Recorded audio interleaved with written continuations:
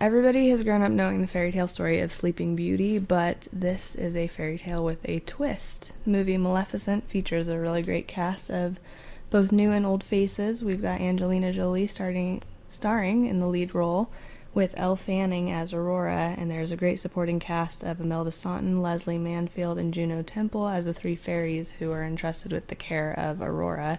It's really great visuals, just, the score with all of the scenes and everything just seemed to really fit and definitely took me out of reality and put me into that fantasy element and gave me the, escape from real life that you go to the movies for. I'll agree with you. The visuals were really good, but at first I didn't like the visuals, actually. In fact, I thought that this was going to be a movie where the visuals might be okay throughout, but those first few visuals that we see Maleficent flying through the air as a child, a young woman. Mm-hmm. She's not a baby, she's not, a teen really, and so we see those visuals and she's flying around and they've got the camera facing her, so we see the background buzzing around or whatever, and it just looked off to me. It looked I don't know exactly if it was bad, but it did look a little off. It looked not as polished as maybe I was expecting it to be. Mm-hmm. So at first, and then they have the mud fight with the creatures, and the creatures didn't look anything special to me. Right. And so at first I was like, okay, well, visuals aren't going to be a strong point of this movie. But when you get into later in the film, when there's a much bigger scope, when you see the battlefield, one of the very first scenes in the movie. And it's funny that with the grown-up Maleficent. Yeah, with the grown-up. As an adult now. Yeah, exactly. And, in the beginning of the film, she befriends a peasant from the kingdom. Mm-hmm. And the peasant basically goes away, basically, right? He comes back and, starts talking to her again. They start rekindling their friendship, and after so long, he is at a spot where she's asleep, so she's vulnerable, and he basically is directed to kill her, but he doesn't. Like, he can't stomach it, he doesn't have the heart to kill her, so instead he cuts off her wings, which is almost as cruel, because it leaves her vulnerable. Right, and this whole time she's protector of, like you said, protector of the Moors. She's kind of like head of security, if you will. Sure. And so she, this whole thing happens, but before that we get to see her in action with her wings and stuff like that. And we see how the wings help make her powerful. Yeah, not only that, but she has power beyond that, where she can summon tree soldiers, I guess you would say. Yeah, they were like root beings. Yeah, it's right, kind of cool. Right, exactly. So she can summon those, which is cool. I thought that whole battle scene was really cool, and that's kind of what got me into the film. Kind of piqued your interest, like, oh, okay, maybe I like it. Right. And so she's also vulnerable to iron. Yes, all fairies are. That is a big thing in fairy lore, is that fairies can't touch iron, it burns them. So it was kind of neat to see them take actual lore and put it into this. Right, so, the soldiers are all in iron suits. And so... Armor, yes. Yeah, exactly. And so, you can't really touch them or whatever. I thought the side characters were annoying, especially the fairies. But they're also meant to. I don't know right. if you ever really watched Sleeping Beauty, which is, the Disney princess version. But the fairies are kind of bumbling. They're not meant to be, these perfect caretakers. And that actually translated well to this film, because it gave the opportunity for Maleficent to be there in the shadows and watching over. If it weren't for Maleficent, Aurora would have died as an infant. Let's get this straight. Maleficent herself is very much an anti-hero. She's evil, but she's evil for just... I don't even know if it's evil. She enacts the curse really because she's very betrayed and hurt by King Stefan, who was her friend as a child and who took her wings from her. Right. And So but it's there's no nothing- denying she gets off on some of the stuff she does to some of the soldiers and everything. But that's the thing about an anti-hero, is that most of it is justified, and so that makes her the anti-hero in this movie. And so I think if you're kind of like me going into the film and not really interested in the source material or whatever, I think that might get you into it, is the fact that good is not the focus really of this film. There's very little good in this film. In fact, the only good really comes from Aurora herself, because she's caught in the middle. She's a product, or at least her curse is a product of something she had nothing to do with.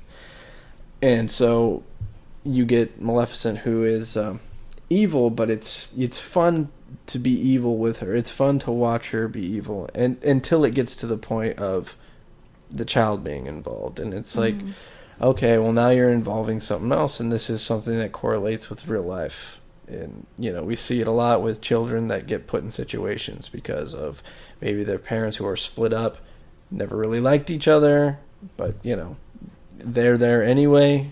The kids are there anyway. It's just a situation they have to deal with. So that kind of correlates with that, which I thought was cool. I think that's kind of the strong point of the movie, is that it's a Disney film, but it's not... it's not cliche Disney. For the most part, yeah, it's not cliche I mean, of Disney. course, it's cliche in that there ends up being a happy ending and all of that, but I'm kind of digging the whole villain version because it is refreshing, and it's not the same old. It's not like they've completely taken the Sleeping Beauty story and redone it, scene for scene, just like the Disney film from years ago. I'd much rather see this than watch the Disney cartoon myself. But that's another thing I want to bring up, is that you don't have to know about Sleeping Beauty coming into this, because I knew about Sleeping Beauty in the sense of I knew the basic premise. I'm sure I've seen it before, but I was so small that I don't even remember whatever happens. But I do remember, I think one of the most vivid things about Sleeping Beauty, the cartoon, was the imagery of Maleficent, especially turning into the dragon. Yeah.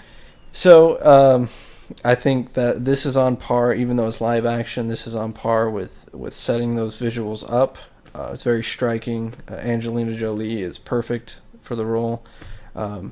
See, and admittedly, at first, when I had heard that they were making a live-action Maleficent and that they were casting Angelina Jolie, I just didn't think she was going to be able to pull it off, not because I think she's a brilliant actress. She's actually one of my favorites, but I just wasn't quite feeling it. But then I saw that first trailer, and I was like, okay, forget everything I thought. I'm totally sold.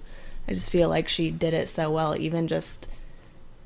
if she'd have a scene where she didn't even say anything, just the looks that she would give, or the prosthetics they used really helped kind of give her face even that kind of very sinister bony look. Yeah, very bony structure to the face, the cheeks, the jaw, and the horns. They're very well designed. You mentioned it in the synopsis you wrote, and by the way, you wrote that synopsis, which is awesome. Cheesy. But she has a helper, and I forget, the name escapes me. Dieval. Yeah, you're gonna have to say that because I can't say that. But he actually starts out. He's a raven that's caught in a net that she turns into a man, and basically from that moment forward, he is her lackey, if you will. Right. She saves him. She uses for her. Right. She saves him, but her wings. He is indebted to her for that. And she kind of, and that's an interesting subplot too, because it's like she's manipulating him to change into all these different things that she needs, that she wants him to, and then you see that breaking point where it's like, you can turn me into whatever you want, I don't care. It's just you're kind of just using everybody now. And you can see that he, even though he is indebted to her and understands that she did this curse because she was angry, he himself is like falling in love with Aurora, because the whole purpose, or the whole thing with Aurora, is that you can't not love her. when Maleficent enacts her curse, the three other fairies start to give their gifts, and one is the gift of beauty, and one is the gift that you'll always be happy, and it's when the third fairy is trying to bestow her gift that Maleficent storms the joint and, throws things off. So, it's one of those things that even when the situation is sad, Aurora's still smiling, or, she's still seeing the good in the situation. So, it's nice to see that Diaval, even though he's, indebted to Maleficent and is supposed to be, evil along with her, he can't help but, fall in love with this, innocent little girl. I think my biggest problem with the film is that it lulls in the middle of the film, because essentially they need 16 years to pass. Mm-hmm. And so you get to see Aurora grow up with the fairies. Although I feel like they did that well. It was a little montage of... It was okay. Young her, like 3, 4, and then like 7 or 8, and then teenager right. played by Elle Fanning. It's a tough thing to do. It's a tough situation to do. But still, at that point, I started to fall out of the film a little bit. It also didn't help, full disclosure, that we brought our son with us and he wasn't behaving himself. So, that definitely hampered it. So if I watch it again, I don't know if I'll feel any differently as far as ratings go for the film, but I might enjoy it a little more. What didn't you like about this, especially being, I don't know if I want to say purist, but being a fan of the original? Well, when we all went, the three of us, it was your first time seeing it, whereas it was my second go through. I had gone to see it solo after work one day. So, that's what I like about movies like this, being able to see it a second time, is because, if there's a scene that I, thought was really great, it's just getting to watch it again to see, do I still think it's great, or even just to catch little things that you may have missed or what have you. But, if you can't really compare this with the original Disney cartoon, because the stories don't line up. They don't match up. They don't really work together in that sense. So you can't be a, purist of the original and, compare them that way, because it's not meant to be, like I said earlier, an exact carbon copy of that. In this one, she doesn't turn into a dragon. She doesn't get slain by Prince Philip and, any of that sort of stuff. Which would have been really cool to see on screen with the visuals they had going on. I wonder if that was a conscious decision, creative decision to do that, or... Well, because this is not Aurora's story as Sleeping Beauty. This is Maleficent's story. Right, I get that. And, obviously, if it's her story, it's not going to have her turning into a dragon and being killed by Aurora's, I think they could have gotten boyfriend. I think they could have gotten out of it, though. That, to me, would have been probably one of the payoffs of the film, was being able to see the dragon, however they wanted to do it, CGI, I'm sure. But, that would have been, just because that was a vision that I remember from the original cartoon as a kid. Because what does end up being interesting is that it's kind of like in this version, Aurora's father, who's King Stefan, who is the little boy that Maleficent befriended as a child, and who, he betrayed her by taking her wings. It's almost like in this version of the film, he's the evil dragon that needs to be defeated. So, I feel like they do kind of still use that idea. They just twist it because, again, this is not the traditional story that we know. There are twists to it. And I don't know if we want to go with spoilers, but the main twist being, how Aurora is awakened from her cursed slumber. Yeah, we'll leave the spoilers out as much as we can, just in case people actually want to go see the movie.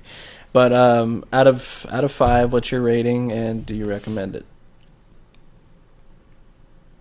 I'll go first. I guess you have to think a bit about that. My final rating for this film was 3.5 out of 5.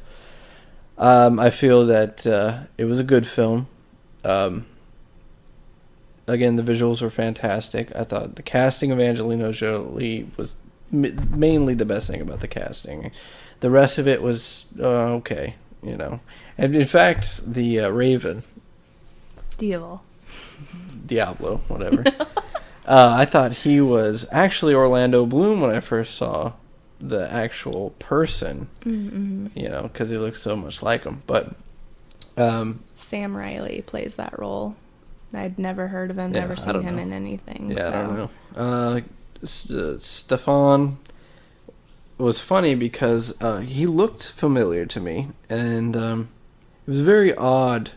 He's a very odd actor. He's very non-conventional. He's very... For sure, yeah. He's definitely not jumpy. Leading man material in the traditional sense. Yeah, exactly. And which, I feel again, that he played the role well, though, because... He played... Okay, the way he plays his roles, the two roles I've mainly seen him in is District 9 and that's this. right. He is He's Vicus. Anyway, okay. He's... The way he plays his roles is very slippery, like, you know, very snake-like, and this is kind of how he portrayed everything. He's almost like a Ralph Fiennes or something like that. He's very non-conventional. He's a good actor, and he played the role well, so I have no qualms with that. But again, the other characters were just kind of dull to me. The other, the fairies I didn't like at all. I know they were supposed to straddle a line between, okay, they live in the Moor Kingdom, but at the same time, they have no allegiance at all. You know, they'll go placate the prince or the king or whoever, and be fine with it and everything. But I do recommend it, though. 3.5 out of 5 recommendation for me. Go see it, even if you're not totally interested in this thing, because I wasn't. You'll probably find something to like about this film. It's not a bad film. Even if you are not at all interested in the story or the plot, but just purely for the visuals, I feel like it's worth it. Because that first scene, or the first battle scene where she's going against the current king, is amazing. The opening scenes when she's flying around as a child, I get what you're saying, that it seemed weird, but I still enjoyed it because I could almost feel the exhilaration that she had of flying in the wind in the face. I think, what I think now that I think about it, and I don't know because I don't think this was shown in 3D at our theater, but I think those first couple scenes were meant for 3D. Which actually would make a lot more sense. Yeah, her flying around, and then there's a point where she throws mud at one of the things, and it splashes up on the screen. It goes toward the screen. So that would make sense, but yeah, you're right. They did not offer it in 3D at our theater. Which, by the way, I've said, you know this, I hate 3D scenes. I hate where it's intentionally 3D, and it's intentionally I've only seen 3D. One movie in 3D. It was Alice in Wonderland, and that was just because I'd bought some movie and had a free ticket, went to see it, and really I didn't get why that movie was in 3D. It didn't feel like there were specific 3D scenes, but you might be right about that flying stuff. But for me personally, I'm gonna have to say probably a 4 out of 5, because I think I am one of those people that it was more targeted towards, so I enjoyed it, for the story and the plot, the acting, the visuals. Again, I feel like the score that they used was really great as well, because, if you watch a scene with pure silence versus with the creepy music, it just adds something. I'll tell you what I really like about this film. It wasn't a musical. That's what I really like about it. I think it's really easy for Disney films to fall into that musical. Yeah, there wasn't a single There's song. no numbers. Yeah, there's no musical numbers. So I didn't even consider that. If you're staying away because of that, don't, because that's not the case. There's no singing really. I don't remember anybody singing at all. No, it's just mainly not even humming. I don't think. Mainly background scores and everything like that. So. All right. But yeah, definitely recommend this one as well. And I'm pretty sure that this will be one that when it, is released on DVD and Blu-ray, it'll be added to our personal collection. Yeah. So Maleficent gets a recommendation from both of us and pretty high rating. 2 thumbs up.